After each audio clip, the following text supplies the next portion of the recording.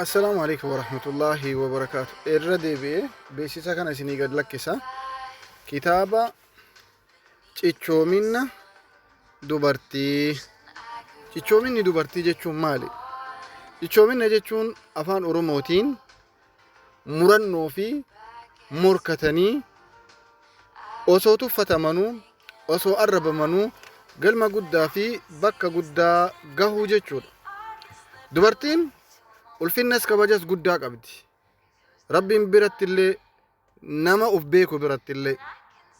Kanaaf shamarreen Haliimaa Urgeessaa jedhamtu tun kitaaba kana kushiinaa Arabaa keessa teettee biyya Saudi Arabiyaa Riyaaditti kitaaba kana akka ajaa'ibaa kana yoo dubbistan namatti tolu kana barreessite galii isarraa argamuun ammoo rakkataa biyya keenya keessa jiru rakkataa Oromootii fi akkasuma ummata Islaamaa yatiima masgiida ijaaruudhaan tajaajila ol aanaa taasisuu gubbaa jirti.